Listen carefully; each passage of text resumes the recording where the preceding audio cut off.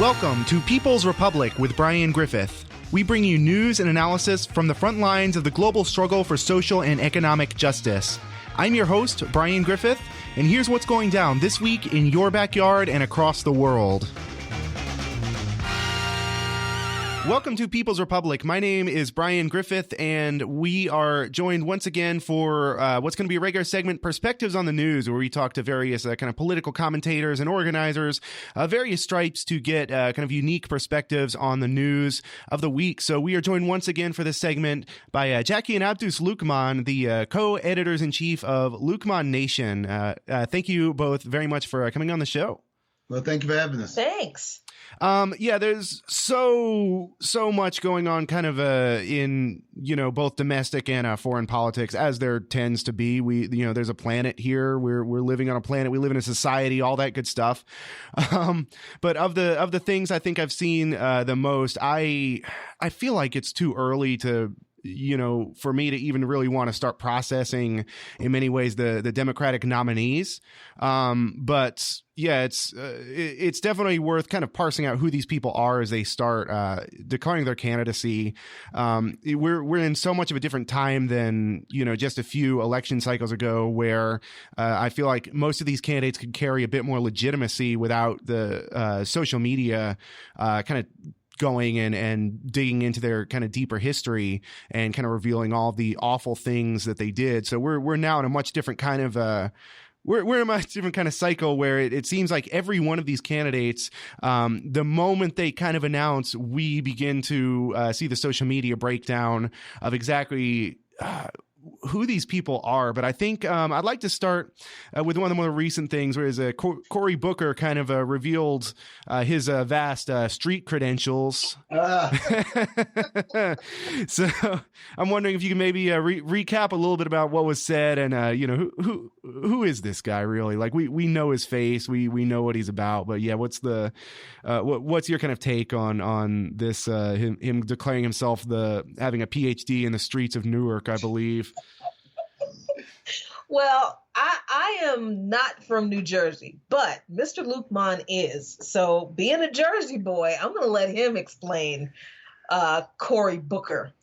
Well, I mean, it's for Cory Booker. I mean, he's really the chameleon, this guy. I was living in Newark, New Jersey at the time that Cory Booker ran for mayor both times. The first time now this is the thing about Cory Booker, is that he came out of nowhere. Here's a guy that grew up in Bergen County, New Jersey, who was one of the richest counties in the country. I think it was the second richest county in the country after Orange County in California. And he just came out of nowhere.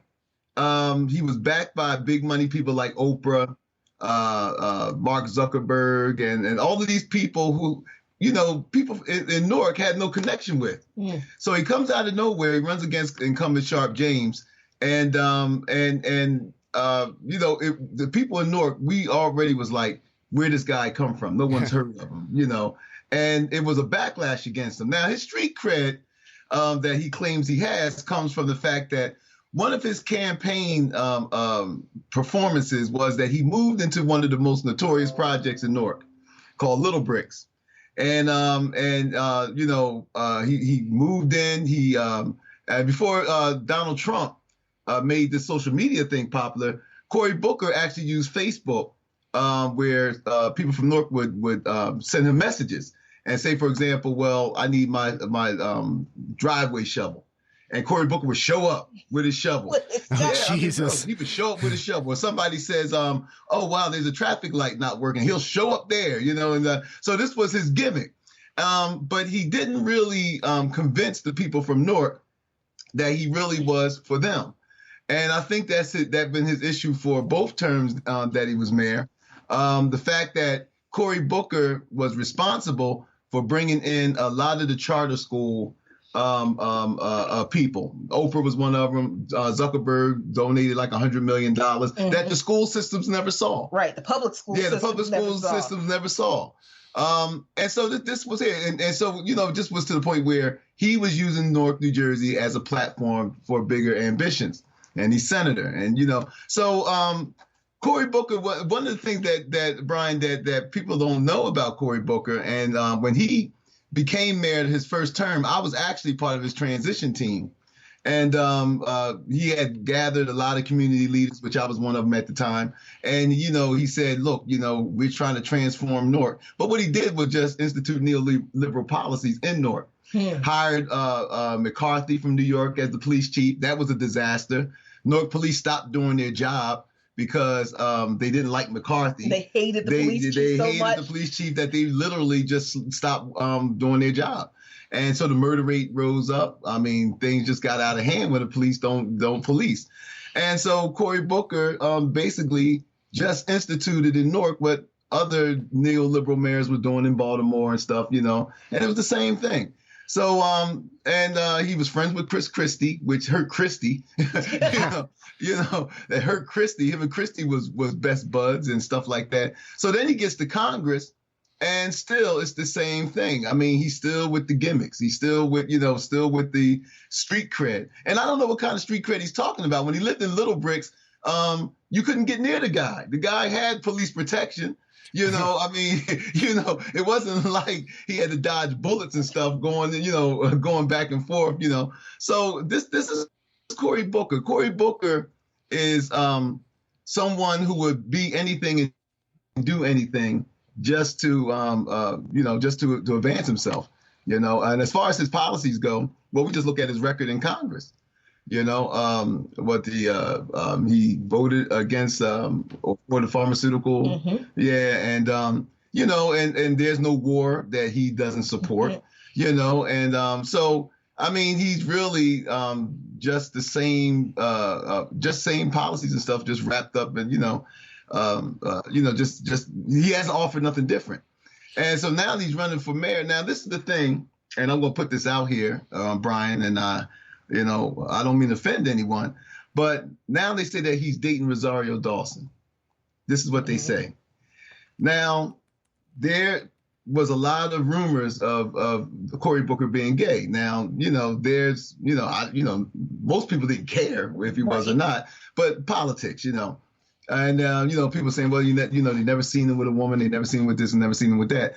It's interesting to me that now that he's running for president, now the woman surfaces, Rosario Dawson, and I believe personally, this is just my opinion, but I believe that Rosario is serving the purpose as a beard for him.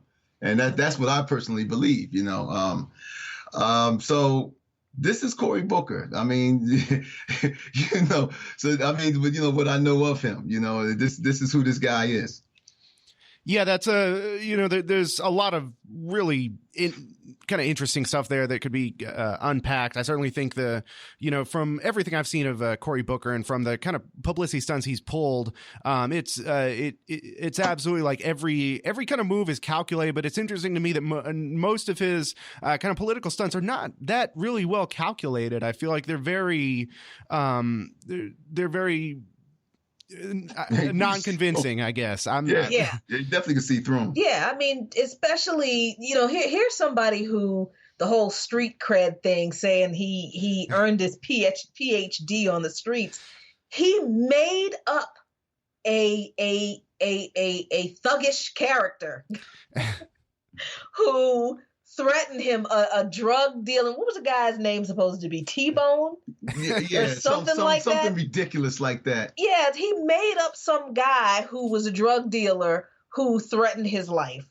And I mean, like Abda said, and this is what a lot of people don't know about when he moved into Little Bricks, because they didn't portray this, that he had so much police protection. You couldn't get near him. That the residents were complaining about all the cops all the time their way. And let's be honest, most of the time he didn't stay there. See, that's the thing. There was all of the political stunt. I mean, he would stay there maybe every once in a while. That's when the police protection would be there. But for the most part, his apartment was empty. Wow. It wasn't like he was coming in and out like a regular person that lived there. No, I mean, most folks say, yeah, he comes here every now and then. But it was just basically used as a political stunt. Yeah, it's almost like a TV set there, almost sort of in the same vein as reality TV of, being shown to live the hard life or whatnot, and then as soon as the cameras are no longer rolling, you go back to whatever hotel you're staying in or whatever the case is. Yeah, I heard somebody describe him. I'm forgetting where this comes from. I usually try and credit people, but I heard somebody describe him as the direct to DVD Barack Obama, and I think that wow, that's a good one. I was trying to figure out something to connect him with Obama in some way, but I like that one. Yeah, and I mean, the unfortunate thing with Cory Booker is that he feels a need to create all of this falsehood. That's the only way he can gain legitimacy, is he has to put on this show, right? Like, the overly dramatic speeches on the floor. He almost looks like like he's about ready to blow his lid, He does, and you can see it. You can look at him and say, that's an act. Right. That is all an act. And it's like, we don't know who the real Cory Booker is. And that's really disturbing because, I mean, it's 2019. If whatever his personal preferences are, I don't think anybody cares. Nobody cared at the time. Nobody still doesn't care. Nobody cares. But because people in New Jersey, in Newark in particular, have this history with him, and there were all these questions about him, and people are looking at his actions now, and they're connecting his actions now with the way he conducted himself in Newark. I'm telling you, the last people on the face of the planet who trust Cory Booker are people in New Jersey. Right, and specifically the people in Newark. Yeah. It almost, in that regard, almost sounds like kind of people in El Paso, for instance, who know Beto O'Rourke and his kind of connections to, real estate developers and gentrifiers there. I'd like to maybe turn to a couple of the other, Democrat candidates and other people who have kind of thrown their hat in the ring. I think mostly, to kind of build, it seems like a lot of people are more building their brand than they are mounting serious campaigns for president. But I think the one that has kind of is kind of looking at this more seriously might be Kamala Harris. And I think whereas Cory Booker has sort of this record of being essentially in service to nothing. Kamala Harris, her record and kind of the video that surfaced of her bragging several times over, several videos surfaced of her, I believe in the kind of early 2010s or so, essentially bragging about, about how harsh she was on parents not taking their kids to school, about being willing to prosecute them, throw them in jail for that, I think speaks volumes about exactly what she's about. I'm wondering, what your kind of take is on her and other things that have surfaced about her. Kamala Harris is a real problem for Black people in particular, because anytime first of all, if you're going to get your law degree and you want to serve, use your law, you don't have to become a prosecutor. That's the number one issue right there. People can choose what they want, but as a person whose politics are more left, anybody who decides to become a prosecutor and is not going to use their position to challenge the system even a little bit, like someone like Larry Krasner, or Mosby in Baltimore. Or even Mosby in Baltimore, and there are problems with her. But Kamala Harris, because that is how you pronounce it. Sorry about that. She says that's the correct pronunciation of her name, but we think that she was probably Kamala up until she decided to run for president. But that's a personal thing. Okay. So, but I mean, she didn't use her position to challenge any part of the racially biased system of mass incarceration in California. She did the exact opposite. She used her position as prosecutor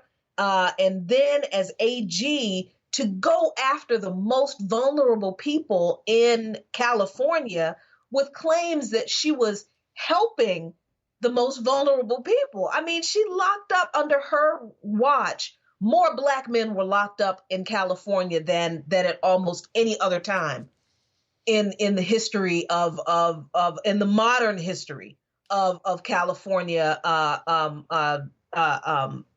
jurisprudence, and that's a really lousy record. Well, I mean, for her. And also look at the her position with the inmates who were used as firefighters in the recent California fires, right? And her, and how she not only supported that.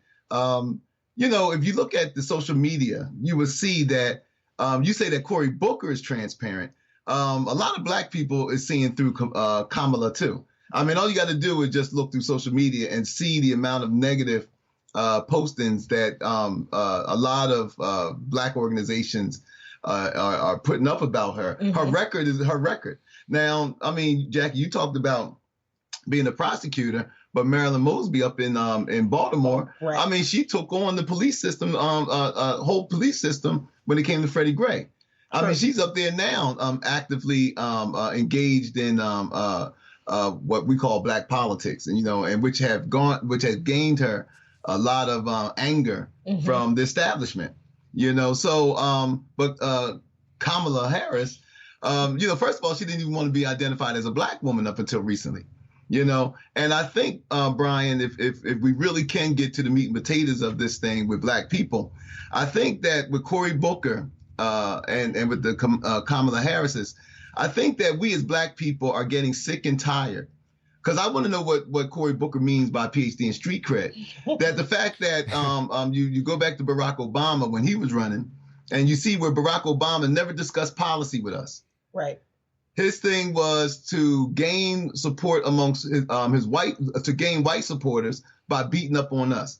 You Black men, pull your pants up. And and be responsible in this. I mean, even so that he was so invested in his narrative of his rhetoric of beating up on us that he actually goes to Morehouse and Howard, where those kids are doing what we tell them, what they say you should do to be successful, and he tells them the same thing. Go to Morehouse and say, pull your pants up, do this, do that, and so we as a community. I think we're getting a little sick and tired of, especially Black politicians, cozying up to white support by, continue to pathologize our behavior, and we're just as complex of people as anybody else. Yeah, and I think that you raise a good point, Abdus, because what's really happening among Black voters, and we're, like you said, we're seeing this on social media, is that Black voters are scrutinizing the records of Black politicians. Right. I mean, immediately, not because we're harder on Black politicians than we are on white politicians, but that we were burned by Obama. We learned from Obama, and I like that. We were burnt by Obama. Yeah. So we're not going to fall for neoliberal policies with a Black face. We're not gonna fall for that again. Mm-hmm. So yes, Black voters are looking at Kamala Harris's record as a prosecutor and as Attorney General, and even if you look outside of her seriously horrendous track record with perpetuating the racial bias in the criminal justice mm-hmm. system in California, just the fact that Steve Mnuchin is in the position he is in this administration right now because she refused to prosecute him when she was AG of California. I mean, that's enough. That's enough right now to just knock her out of serious contention for a lot of people whose politics are left leaning, but who are still involved in the electoral process. Yeah, it's interesting. I wonder, to what degree any of these, to what degree any of the people who are either throwing their hat in the ring or are planning on throwing their hat in the ring have any because one of the things that Kamala Harris was, saying back in the 2010s when she was, really going after parents, when she was really going after primarily working class Black and brown parents, was that, she was willing to spend some quote unquote political capital, which is a phrase she kind of borrowed from George Bush, to crack down essentially on, working class Black communities. I wonder how much even political capital is left, because I feel like so much of this neoliberal project was, it was successful electorally because of the very narrow, essentially range of voters that neoliberalism and just generally the entire political system was so uninspiring. And that you look at an election like, Clinton versus Bush, back in the early 90s, and really, they were kind of narrowing it down to a very particular class of voters who was even voting. And so now, given kind of the economics, given the level of state repression that has been amped up so much, given these kind of changing social conditions, so many people are now sort of believing that they should be involved in the democratic process in one way or another. But all that the Democratic Party has cultivated for decades and decades are these like Kamala Harris's, these Cory Bookers, these Beto O'Rourke type figures who are just kind of these, these empty suits. And, I wonder what sort of point we're at, with regard to that, now that more people actually think that, that they should actually be involved somehow, either electorally or in sort of a more democratic process through like whether it's unions or whatnot, who have also seen rising popularity. I'd also, if you want, if you feel you need to comment on that, I'd love to hear it. And then I'd also like to kind of switch and talk a little bit about where we are with regard to the government shutdown, which I know has affected you all personally in a lot of ways. Yeah, I mean, with the whole getting involved in, more people getting involved in electoral politics, I think we're in very different places when we're talking about regular folks being involved in electoral politics and the Democratic Party. Like, the Democratic Party has been pandering to business interests, working class white voters, white males, moderate Republicans, corporations. They're so deeply invested in, like you said, Brian, this neoliberal experiment that they don't know how to relate to working class voters anymore. I'm convinced of this now. Right. I really am. So am I. I mean, the politicians that have the blessing of the Democratic Party, the Kamala Harris's, the Cory Bookers, if he decides to run, which I wouldn't be surprised if he does, Joe Biden, any of the establishment Democrats, even to a certain degree, some of the little bit of left-leaning politicians, the Elizabeth Warrens, the Democratic Party is never, ever going to give their blessing to Bernie Sanders or Tulsi Gabbard. You better mention her name at least once. Yeah, I know. Because I got in trouble when I was on the Real News Network and I did not mention that woman's name. People acted as if I just erased her out of existence, but she hadn't announced that she was running yet, so she was not a factor. Now that she has, she's not going to get the blessing of the Democratic Party because she is anti-war. She is very anti-imperialist, and that's great. And that's not the Democratic Party. We know why Sanders isn't going to get the blessing of the Democratic Party. He didn't get it in 2016. He's not going to get it now because his policies are too anti-establishment, anti-corporatist for the Democratic Party to be comfortable with. Which is amazing because Sanders would have been a moderate or even right-leaning Democrat just a few decades back. Exactly. So, I mean, we've got an alleged opposition party that is supposed to be, better than this horrendous Republican Party that really, when you're looking at economic policies and the effects those policies have on working class people, really are not going to do any better than the Republicans have done with as far as affecting the material condition of people's actual lives. And they're so out of touch with their messaging, with their policies, that they don't get that. So what people who are getting more involved in politics are left with is like almost literally, what do we do with this party? What do we do with these people?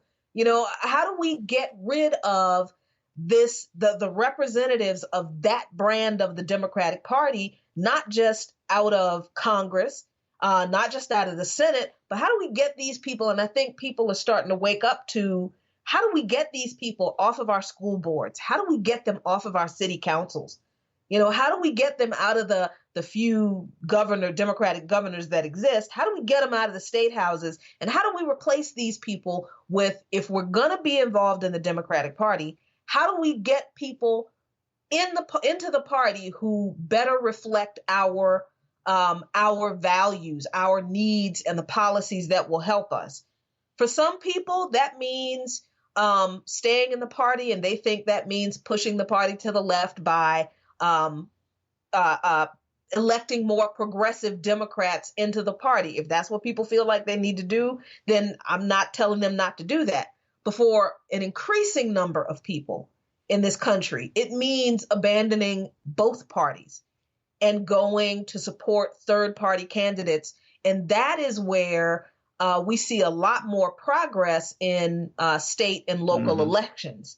So we're in a very strange, a very weird place, I think, where the Democratic Party has reached this wall where I don't think they can drum up any new support. They can't get any new blood into the party that's not left of where they are right now. And that some people think that's great, but when you think of how far right the Democratic Party is, it's kind of meh.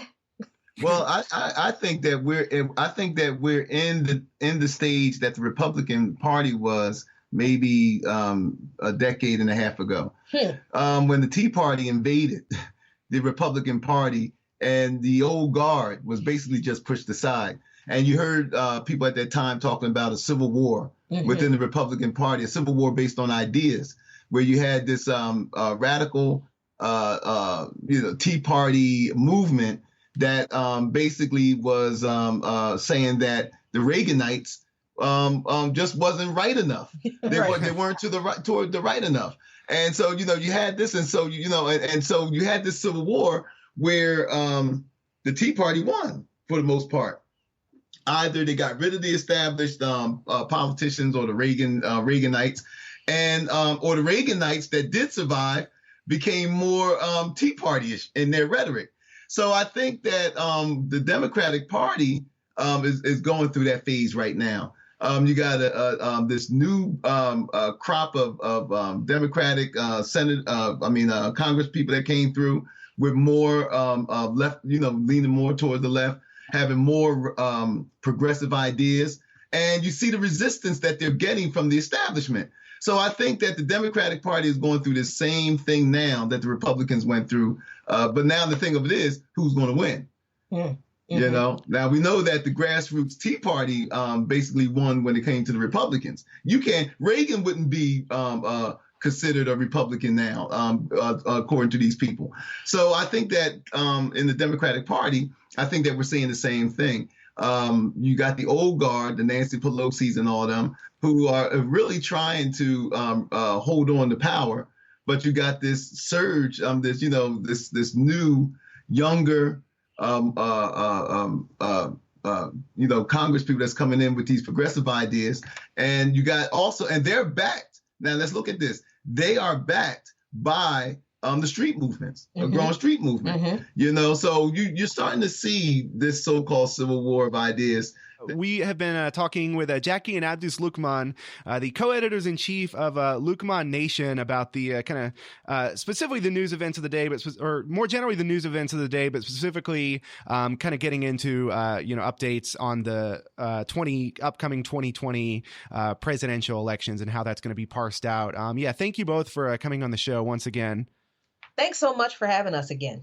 You are listening to People's Republic with Brian Griffith. People's Republic originates on KOOP 91.7 FM in Austin and is also broadcast on WHIV 102.3 FM in New Orleans. We are also available as a podcast on SoundCloud, Spotify, Spreaker, Stitcher, iTunes, or wherever podcasts are podded. Stay tuned.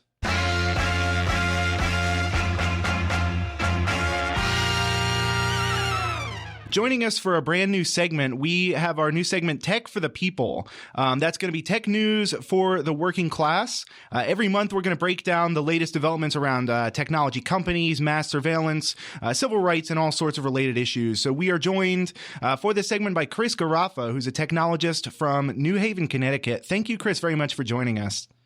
Oh, Brian, thanks for having me on. I'm really excited to do this segment. Yeah, I'm excited to have you on. I've been kind of following your work with other kind of radio shows. You've obviously contributed a lot to Loud and Clear with Brian Becker, By Any Means Necessary with Eugene Puryear. And it's always really insightful sort of series of discussions around technology from a perspective that obviously we don't get out of the, to use kind of a hackneyed phrase, we don't get it out of the corporate media that is so often kind of connected with these tech companies in many ways. So you brought several really important kind of issues and articles to my attention for this segment. I'd like to go ahead and get into some of those. The first one was an article from the ACLU titled "The FBI quote can neither confirm nor deny unquote that it monitors your social media posts." So maybe you can start by telling us a little bit of the significance of this. Sure. I love this title because I feel like whenever an agency like this says they can't confirm nor deny, they're basically confirming it for us, right? So the ACLU last week sued the FBI to get information about basically, do they monitor our social media posts? They had originally put in a Freedom of Information Act request, and they came back with this can neither confirm nor deny the existence of records. So now they are actually going to court and suing the FBI. Now, it's been clear in the past, though, that the FBI does track social media posts in the U.S. And internationally, when there's a tie to U.S. politics or U.S. movements. This is nothing new. The FBI and other intelligence agencies, certainly the NSA, have a clear interest, actually, in monitoring everything that we are doing on social media. And they do it with not just the blessing, but the assistance of Facebook, of Twitter, of Google, and of all of these other companies. They contract with other analytics firms. The ACLU mentions one called Penlink, which has software that basically looks through all of that data. I mean, think of how many posts go through every second on Facebook or Twitter, especially in times of high activity and movements. And they go through all of that data to pick out what they think is going to be important or very telling about whatever kind of supposed threat or information they're looking for. Yeah, it's I feel like this is something that so many kind of people are already more or less aware of, and to me, the disturbing part has been with regard to social media companies, how quickly it became normalized. I'll admit. And I wonder for, people like myself who kind of follow this very regularly, if we don't become a little too callous with regard to, just sort of assuming that we're always being monitored in ways that are actually kind of unhelpful. Because when, for instance, the Cambridge Analytica scandal broke, I think so many of us were just like, well, yeah, of course. What did you think social media was for? What do you think social media did?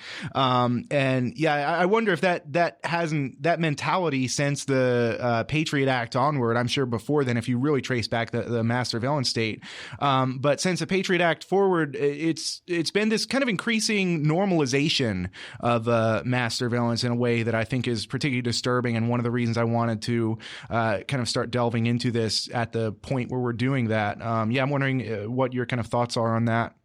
Yeah, I mean, the surveillance state has been in existence for a very, very long time. There was a program called Echelon. There's a grouping known as Five Eyes. That's the U.S., the U.K., Canada, Australia, and New Zealand, and they have, an agreement to, monitor traffic, signal intelligence throughout the world effectively. Initially, this was to monitor traffic, phone calls, telegrams, that kind of thing, coming out of the Soviet Union and the Eastern Bloc countries. But of course, when the Soviet Union ceased to exist in the early 90s, this state spying apparatus, international spying apparatus, did not end. In fact, it got bigger. Very timely. We should talk about William Barr, the potential AG, Attorney General. When he was Attorney General under George H.W. Bush, he and his deputy, Robert Mueller, by the way, happened to, they gave the green light to a drug enforcement agency spying program that effectively tapped hundreds of millions of phones in order to target what they called, drug rings. But that was really the precursor to the NSA's spying program that the Patriot Act legalized. And, on the point of normalization, I think that's such an important point to make. We are now sold, Facebook sells a portal product, right? And it goes into your home and you can, video conference with it and stuff like that. Amazon sells a Ring doorbell product and they have their smart speakers, and Apple has a smart speaker, and so does Google. And even our televisions now, have surveillance stuff in them. That can be used against us. There have been cases where Amazon has been forced to hand over, for example, recordings from its Echo smart speakers in court cases. Our televisions, I was actually looking at this recently. It's more expensive to buy a dumb television than it is a smart television. So you're paying more money for fewer features because they can't monetize you, right? And this is all just normalizing the surveillance state, being able to know where your friends are at all time through your phone, all of those kind of things. It does normalize it. And at the same time, it can be overwhelming, right? We can get overwhelmed and say, today it's Cambridge Analytica, tomorrow it's Twitter, the next day it's some company we've never even heard of that has all of our information. But we do need to be vigilant, right? We do need to be paying attention to who has our information and not just that, but what we're putting out there as well. Oh yeah, absolutely. I'd like to get into some of the points from this article that essentially the ACLU is particularly worried about the effects that this kind of constant FBI surveillance might have under with regard to self-censorship, and kind of it's worried about this chilling effect on online speech. So we have seen that with FBI monitoring, it's not just it's not just sort of a hypothetical as to this leading to kind of a real world repression or kind of offline oppression or repression of these various movements. We saw with, for instance, the Rakem Balagoon, the essentially first, the first black activist targeted by the FBI's black the so-called black identity extremist label.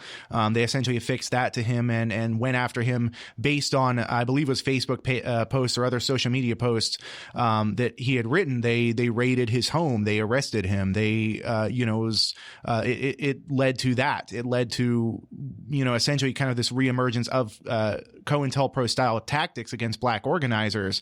And I think all of that plus this kind of omnipresent FBI surveillance apparatus that people know to exist, I wonder, that clearly that would have a chilling effect. Clearly that would prevent people from even, wanting to put forth these ideas, or would it? What are your kind of thoughts on that?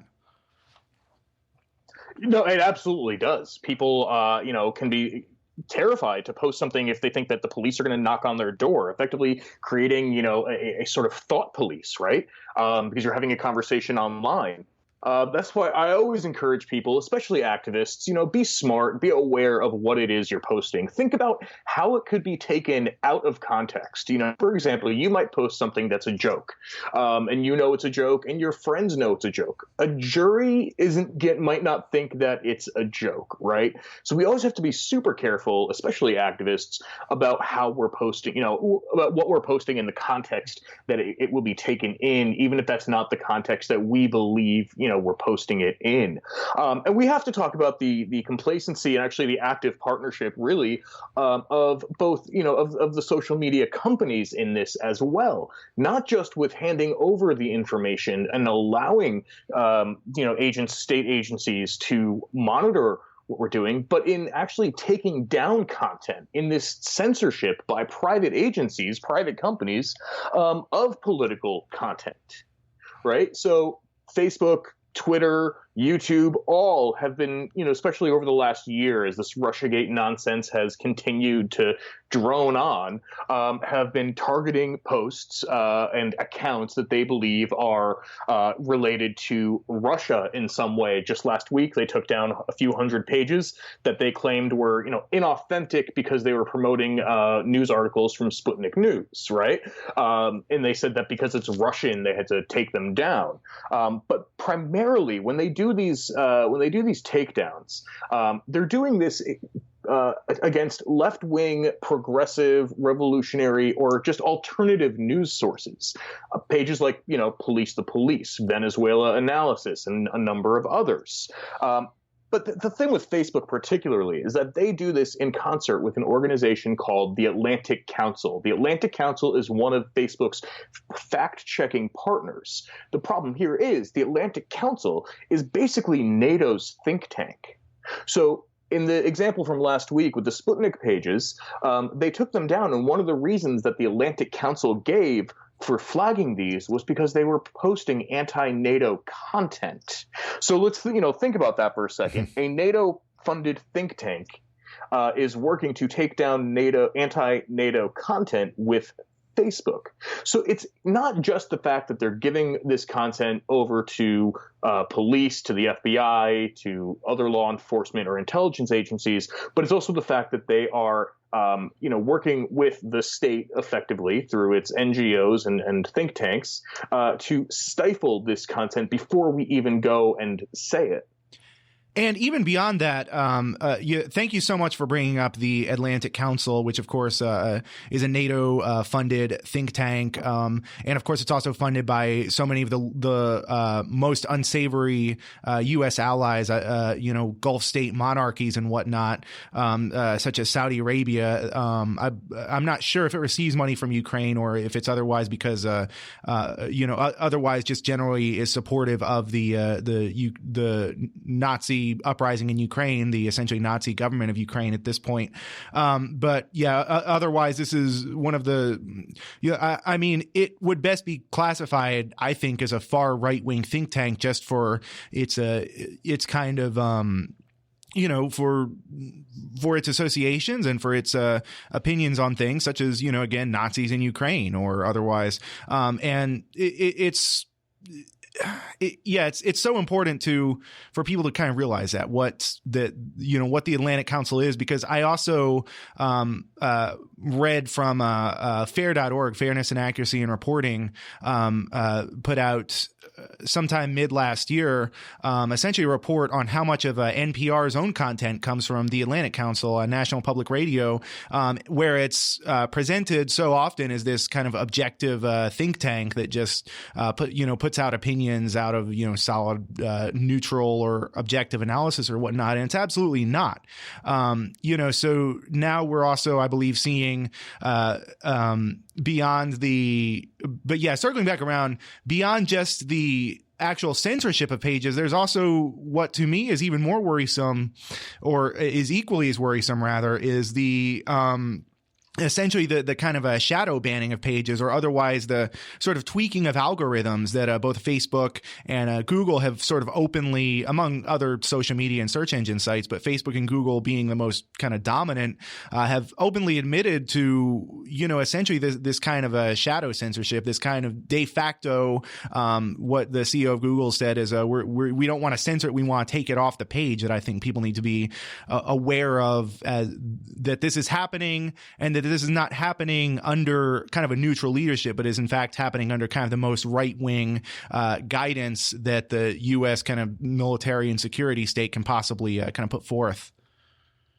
Yeah, absolutely. And a lot of people make a big deal out of the fact that companies like Google, like Apple, like Facebook held, kind of all hands meetings right after the election of Donald Trump, because people, their employees were rightly concerned about what was going to happen, just like so many of us were, right? And, they have, Jack Dorsey and, I think Mark Zuckerberg, on tape saying that, we're going to, defend people's rights and all of that kind of stuff. But ultimately, these companies don't care who's in the White House, not as much as they care about serving the corporate, the corporate structure that keeps this company, that keeps the companies alive. And they have to be in the good graces of the government in order to do that. So, while Apple's Tim Cook, for example, talks a good talk, about, as a gay man himself, about, LGBTQ rights, he then goes and meets with Donald Trump and has dinner with him.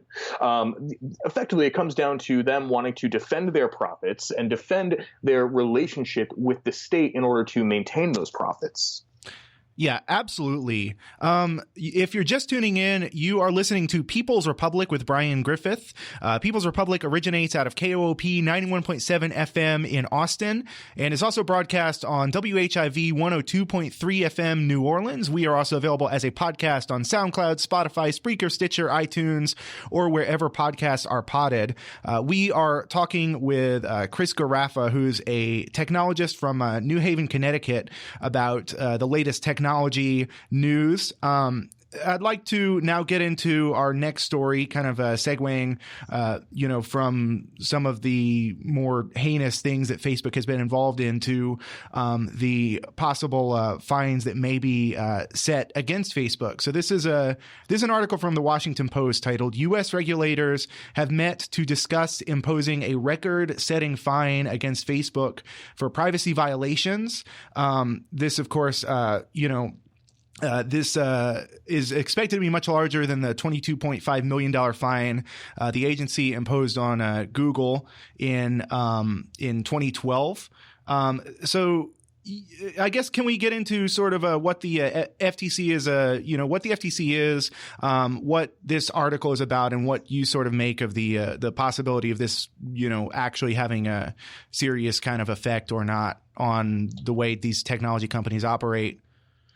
Yeah, this is in response primarily to the Cambridge Analytica disaster. If people remember, it was in March, a report came out that Cambridge Analytica, which is a private company, it's not related to Facebook, it's a political, consultant and advisory company, had the information of over 85 million Facebook users because those users or a friend of theirs had used an app by another developer who then gave the information to Cambridge Analytica. Facebook really went into crisis mode. And I think the Cambridge Analytica situation was in many ways what, really sparked off this intense scrutiny that Facebook has been under recently, in addition to the Russia accusations.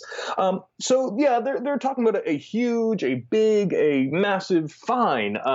But I don't know how massive it could actually be to have an impact on Facebook. We don't have, I believe, 2018 numbers yet, but in 2017, Facebook made over $40 billion in revenue. So, unless they're fining them, a few $1 billion, this is going to be a drop in the bucket for the company. These companies are huge, right?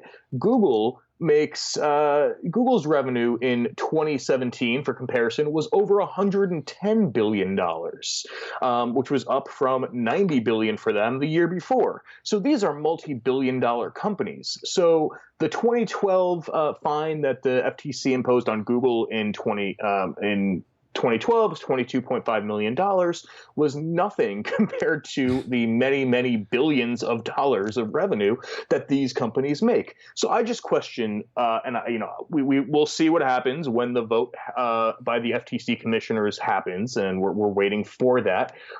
But I doubt that even $100 million, even $500 million would basically be a write-off for Facebook. They would barely even notice that. Yeah, given that there are so many companies, given that this is just sort of the way that so much of our kind of economic system operates, where companies and these large corporations sort of already set aside a portion of kind of what their expenditures, a portion of their budget toward dealing with this sort of things. They understand that they can profit so much off of breaking the law. And that whatever sort of profit they make from breaking the law, we see this over and over again. The fine for breaking that law will be far, far less, a fraction of the amount that they actually make from breaking the law. So it's absolutely not something that I think they would be concerned about at all. It doesn't, it just makes sense for them from a business standpoint to essentially continue doing this, to continue selling user data, and just accept these kind of minuscule costs. Looking at this, for the FTC to impose $22.5 million on Google is nothing, not even a number within the billions, a number within the millions. Again, less than 1,000th of their earnings for a single year as a kind of one-time fine. So yeah, I think that really speaks for itself. I'd like to get into what I believe will be our we have two more articles I'd like to get into if we have the time. But the one that really is most striking to me is the next one we talked about. This is from the New York Times. This is an article titled "Coming Soon to a Police Station Near You: The DNA Magic Box." And this is this is eye-opening, to say the least, but I think it's very telling of sort of the expansion of this surveillance state for kind of the criminalization of entire populations. I'm wondering, if you can kind of give us a rundown of what this DNA magic box is all about, which police stations it may come to, and what are the effects for what are the effects for communities here if this becomes kind of the norm. Wow. Yeah, this one, I saw this and I feel like, I forget what happened on the day that this came out, but I think some other major story happened where this just got completely swept, under the rug. People just weren't paying attention to this because of another major story. But this is huge, right? So this DNA, basically, it's saying we're going to collect your DNA. Now, look, if you've ever been arrested, you've been booked, you know that you get your fingerprint taken, and they hold your fingerprint record until you can get it, expunged, if that's even a possibility for you. But now they're going to be taking your DNA. Now, this rapid box is going to compare your DNA in about an hour and a half to DNA samples taken from crime scenes. Now, the New York Times starts talking about this as they can match it from evidence collected from a local crime. But in 2017, President Trump signed something called the Rapid DNA Act, which actually would let local police, any police department that has this, connect their local DNA machine to a database called CODIS, which is a national DNA database. One of the major issues with this is that DNA fingerprinting is still not 100% technology, right? It is still not completely accurate. It is more accurate than fingerprints, but there are still many scientific problems with it. For example, it may tag a twin or even a sibling or other close relative, instead of you. And in addition to that, by analyzing somebody's DNA, you can tell a lot about them. You can tell where they're from, where their genetic lineage is from. You can tell what kind of illnesses or health conditions they might have. There's a lot you can get from this, and there is very little information about what police departments are going to be required to do with this data, what Rapid DNA, the company behind this device, does with this data, and who they're sharing it with. It's a huge privacy violation. Yeah, it's a huge privacy violation, and it really, I think, sets kind of disturbing standards for the kind of automation of how so much so much information is processed within the so-called criminal justice system. I know some of the people interviewed for this article mentioned that this kind of new type of policing was likely to exacerbate racial biases, which is absolutely the case. I know that in the past there have been moments where essentially, computer algorithms have been used to try to predict criminality or recidivism within the quote unquote criminal justice system, really the criminal injustice system, and those have time and time again been used to essentially kind of criminalize already over police communities, where kind of the inputs there are only really as racially unbiased as the people inputting them. So I think this is absolutely the same case here, where I think the problem is going to, of the many, many problems and of the disturbing precedents this sets, one of these is going to be the kind of de facto criminalization as the police continue to police, largely lower income, working class Black and brown neighborhoods. They're going to essentially, under the guise of collecting DNA from suspicious, quote unquote, suspicious people, suspicious to them being any kind of Black and brown person minding their own business. And they're going to collect DNA from those people. Essentially, it will lead to sort of the confirmation bias of having, a database essentially of, largely already marginalized people, and that sort of thing, I think, will just lead to the increased, criminalization of entire neighborhoods. It absolutely is. It's going to really, just really help the police to target and criminalize entire groups of people. They say in this article that it's right now in most places it is optional, but imagine saying no to a police officer when you're already in lockup and you're being processed. That I can't imagine anyone getting away with saying no to this. Yeah. So in our last couple minutes, I'd like to, also talk very briefly about the kind of Facebook 10-year challenge that everybody kind of heard so much about. Obviously, this very quickly became, there are some kind of theories going around that this was part of Facebook's facial recognition training, whether kind of directly, whether it was started by Facebook or whether it was otherwise simply a meme that that kind of started as just sort of a fun thing to do. And then obviously Facebook has a massive opportunity to sort of use this for a kind of facial recognition, not only facial recognition software, but really training its kind of algorithms to, predict aging in other disturbing ways. Sure. So, I don't think there's any reason to believe that Facebook themselves started this, right? But I'm certain that they are taking advantage of it, especially with older photos, right? Because people didn't have smartphones when Facebook first came out, or not everyone did for sure. And, you might have uploaded an old photo, your first profile photos might have your pet or something like that. So what this is allowing Facebook and others to do is see how faces evolve over time. This is a huge, area of scientific research. I did a presentation last Thursday night partly on this, and I explained that, this isn't just about Facebook having this, progression information. It's also about law enforcement and other private companies using facial recognition technology to identify who they call suspect people. For example, the Secret Service starting a facial recognition program in and around the White House, including Lafayette Park, which is the scene of many protests. I've been there a number of times. So that's really what the concern is here, is giving them all of this information and training their systems on how faces age. Having said that, it was fun, it was cute, but we should all be aware, of what's behind the fun and cute things that are being put out there. Oh yeah, absolutely. Sometimes you kind of feel like the fun police when you bring this sort of thing up, but it's one of those, like, it's not to sort of scare people away from engaging in memes. It's simply to kind of make people aware of what the kind of possibilities for this are. So I at least that's my kind of take on it.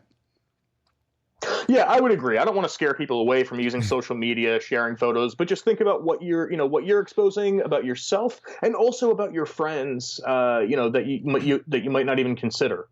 Yeah, we're gonna have to wrap it up there. We've been talking with Chris Garaffa. He's a technologist from New Haven, Connecticut. This has been a new segment, Tech for the People. That's technology news for the working class. Every month, we will be breaking down the latest developments around tech companies and mass surveillance. You are listening to People's Republic on you're listening to People's Republic with Brian Griffith.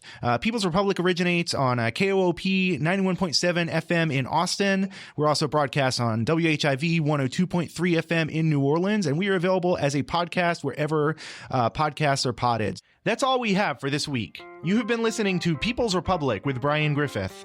People's Republic is produced at KOOP Community Radio in Austin, Texas, and is also syndicated on WHIV 102.3 FM in New Orleans. You can find our show on SoundCloud, iTunes, Spreaker, Spotify, and Stitcher by typing in People's Republic. Or you can visit us on Facebook and Twitter at People's Radio ATX. Thanks for listening as we report on the global struggle for social and economic justice. We are out of here.